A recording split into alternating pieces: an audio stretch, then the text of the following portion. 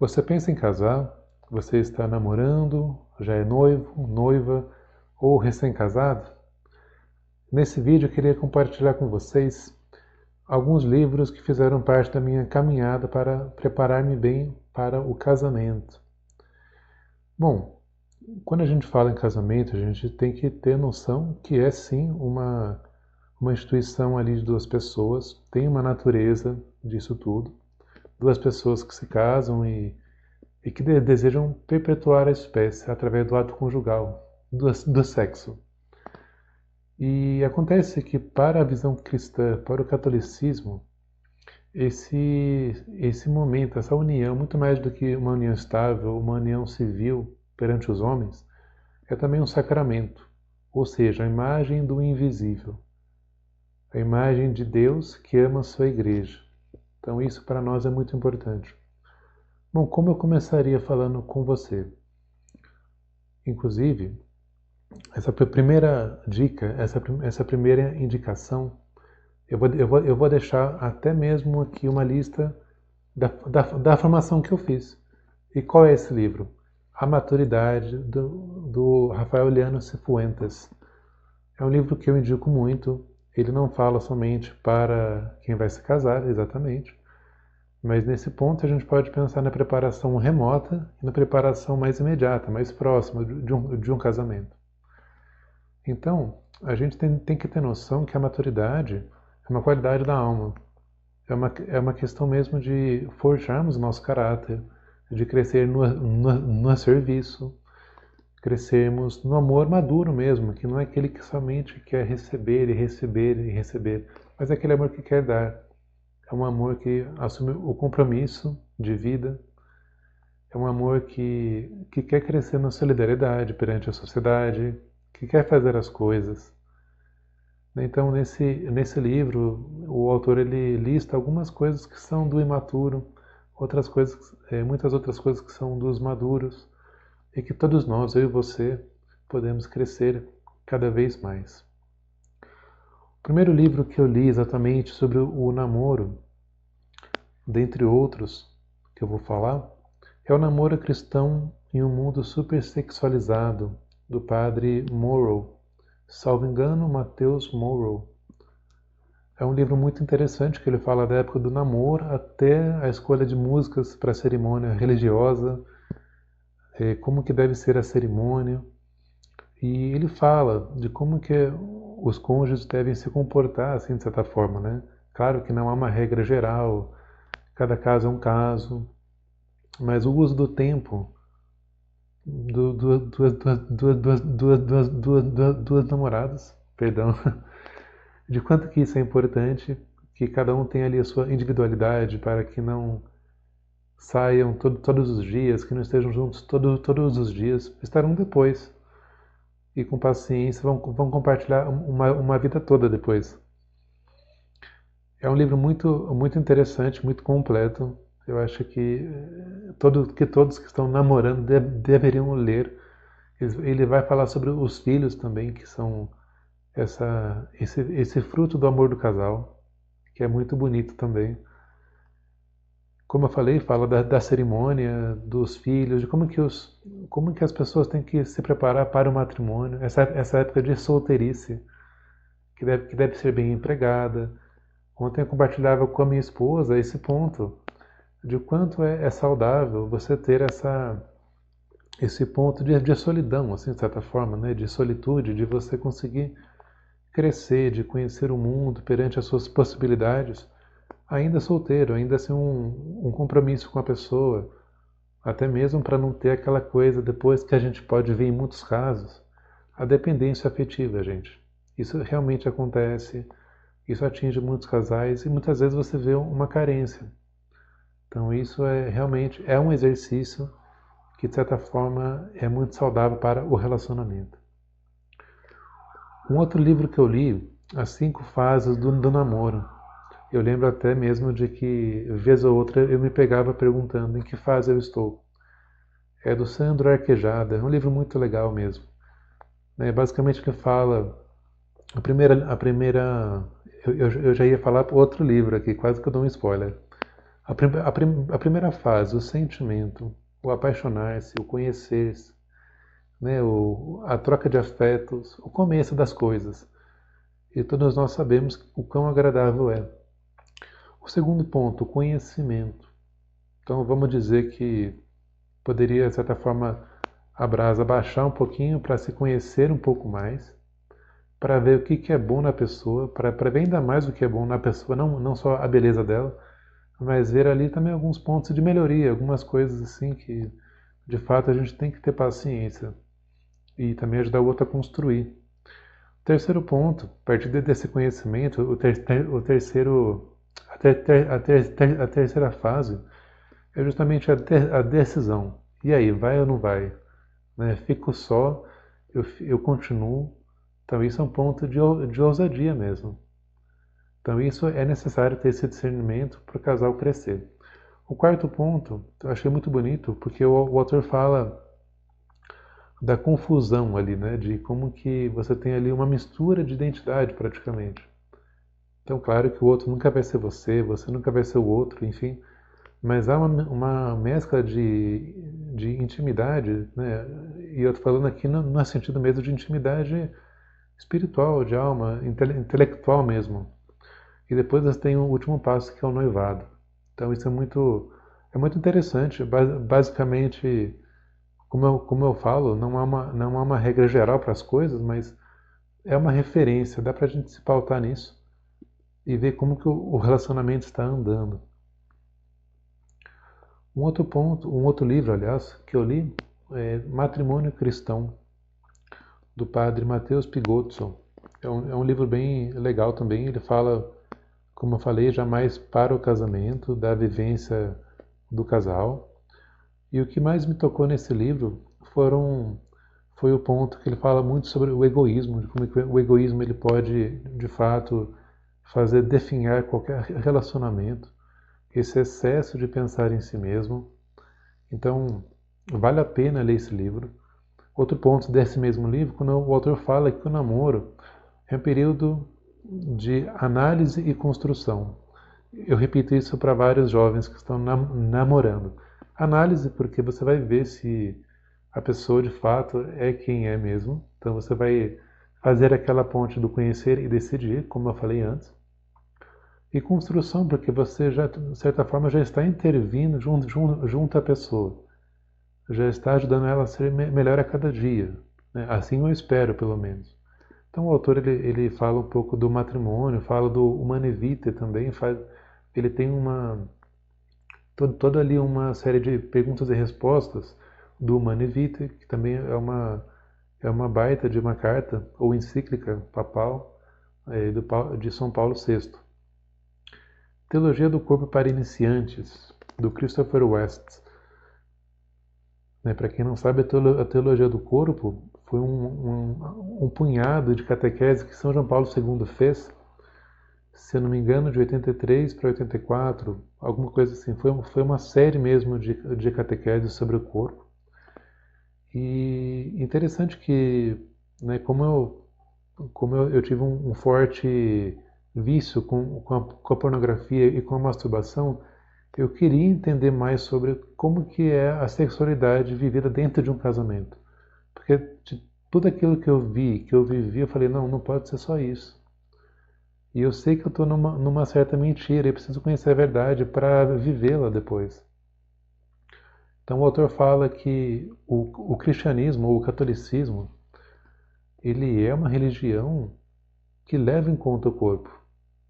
Se a gente para pensar na união ilemórfica, corpo e alma, o nosso corpo é levado em conta, o nosso corpo é templo do Espírito Santo e também é uma expressão de amor. Então isso tudo precisa ser redimido, precisa ser entendido. Então eu não vou viver a minha vida com aquele temor de que eu não posso sentir um prazer, que é um lado muito escrupuloso, e nem vou viver para o prazer, um olhar muito hedonista. Também não está certo. Então é uma visão deste livro que é muito bonita. E eu confesso que me tocou particularmente por entender que é da vontade de Deus, da igreja mesmo, que o casal se una em um santo matrimônio e possam desfrutar com alegria do ato amoroso, desse ato conjugal. O Marido, o Pai e o Apóstolo. Esse é um daqueles livros que o título talvez marque muito mais do que o conteúdo dele. Claro que tem um conteúdo muito interessante. Esse livro se inspirou numa conferência que o padre fez. Eu não vou ter o nome do autor agora, mas essa tríade, marido, pai e apóstolo, e nesta ordem, já nos fala muita coisa. Marido, porque nós assumimos uma vocação matrimonial. Então, nossa primeira vocação, nosso primeiro dever de Estado é com as nossas esposas, para os homens e para com os nossos esposos, para as mulheres. Basta.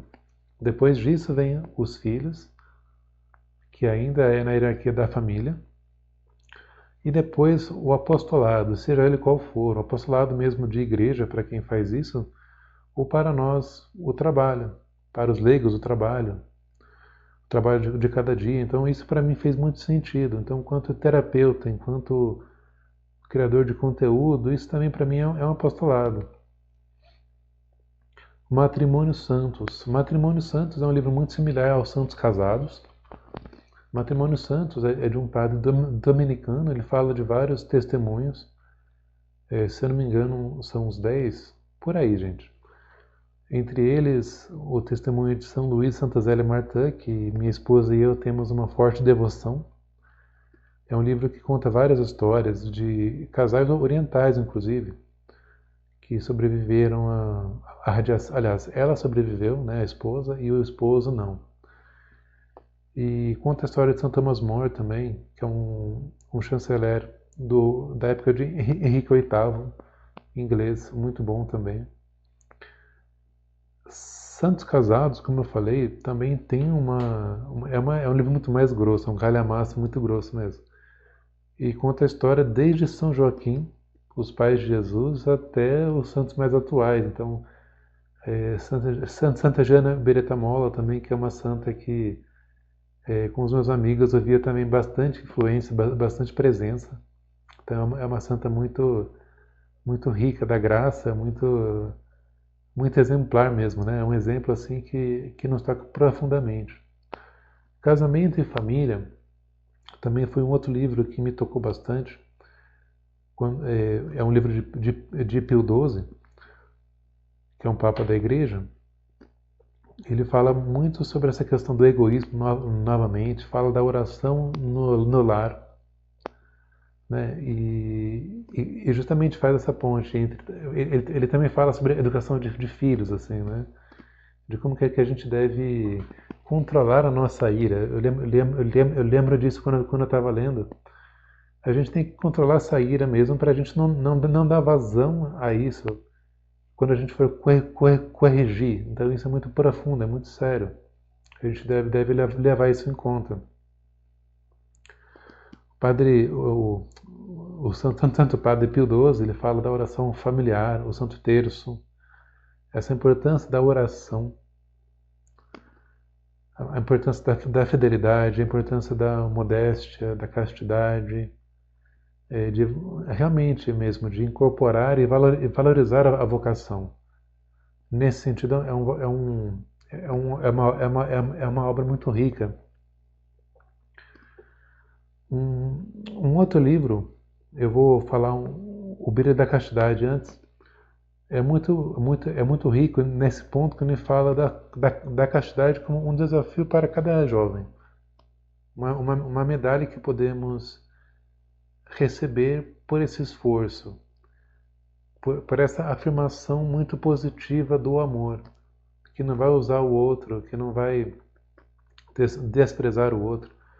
O catecismo já fala sobre alguns pontos contra a castidade, se eu não me engano, no parágrafo 2, 3, 4, 5, que vale muito a pena a gente dar uma olhada. Mas esse livro ele falou muito comigo, porque ele falava da pornografia, da masturbação, das DSTs, que são as doenças sexualmente transmissíveis, do uso da castidade no matrimônio, como parar de usar a pornografia, de como acessar a pornografia, a prostituição, o nudismo. Então é um livro bem completo nessa temática da castidade. Eu recomendo demais. Outro livro, O Poder do Esposo que Ora. Isso é um livro evangélico, protestante, mas que caiu nas minhas mãos através do meu pai.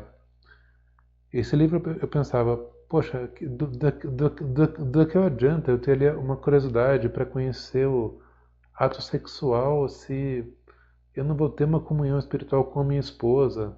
Então, quando eu li esse livro, eu pensava, não, eu preciso aprender a rezar por ela, para que ela consiga ser cada vez uma mulher mais de Deus, mais cristã, que cresça na graça. E o livro é muito interessante porque ele apresenta cada intenção da esposa, sua maternidade, seu sonho, seu trabalho, a ordem, a sua vida espiritual, o seu uso do tempo, as suas escolhas, os seus medos, as suas decisões, enfim, várias coisas. E eu tive uma inspiração, não, vou pegar esse livro e vou... Eu vi que ele tinha vários capítulos, vários pequenos capítulos, assim. E eu falei, não, eu vou pegar cada capítulo que é basicamente uma intenção para interceder pela minha esposa, e assim eu fiz. Eu coloquei cada intenção no meu Google Agenda, então cada dia tem uma intenção. Né, como eu falei, pelo seu trabalho, pela maternidade, pela sua vida espiritual, pelas suas escolhas, para que seja virtuosa, para que seja mais de Deus, para que tenha paz, pelas suas emoções, etc. Essa prática eu já faço há um ano e realmente dá muito fruto ao seu tempo. Um outro livro que eu li recentemente, após ser casado inclusive, foi As 5 Linguagens do Amor. Então é um livro que, assim como eu falei das 5 fases do namoro, o autor, o Gary Chapman, ele fala desse ponto do enamorar-se. De fato, a paixão, esse apaixonar-se, ele tem um prazo e que o autor apresenta de 2 anos. Então, o que vai acontecer com o casal depois desses 2 anos, gente? Ele precisa da aplicabilidade do amor. Então, o autor ele usa uma linguagem simbólica muito bonita quando compara ali a nossa afetividade, as nossas emoções, como um tanque de combustível. Então, é um tanque de combustível do amor. Essa aplicabilidade do amor, ela se representa em 5 momentos, em 5 opções, e que cada pessoa vai ter uma forma que é predominante. Para alguns, a palavra de afirmação é importante. Para o outro, o tempo de qualidade. Para o outro, a presença. Aliás, o presente, confundi aqui. Para o outro, o toque físico. E para o outro, atos de serviço. Então pode ser que um ou outro tenha ali a predominância de um e um outro secundário, e que faz mais sentido. Então conhecer isso é sentir-se mais amado. Então não basta dizer que se ama. É necessário que se prove, que se demonstre. Isso é uma riqueza muito grande. É muito importante mesmo esse livro, e para mim tem dado muito fruto também. Inclusive o autor ele fala até mesmo de como aplicar isso com os filhos. Então ele extrapola ali o objetivo de que ele se propõe a falar com os cônjuges, ele fala com os filhos, até mesmo porque muitas vezes a gente não recebeu isso de casa, então isso é importante. É importante para que as gerações vindouras, futuras, possam dar e receber amor, como cada um tenha uma certa preferência, que se percebe mais amado. O Ato Conjugal.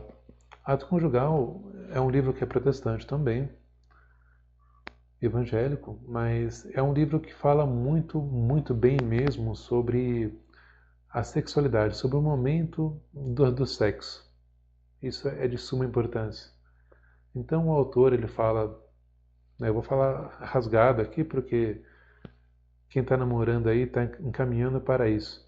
Fala sobre o orgasmo, fala sobre posições, fala sobre a ciência por trás do ato conjugal, de como se não deve pretender ali somente ir para a cama depois de um dia de grosseria. Por aí você já faz, como que, né, por aí você já conclui de como que as linguagens do amor estão estritamente ligadas ao ato conjugal. Então, o quanto é importante saber disso, e não somente saber, mas pôr em prática, gente. Tem que pôr em prática, senão as coisas não acontecem. É um livro que fala sobre essa questão, então, do ato sexual, mas uma ressalva para os católicos.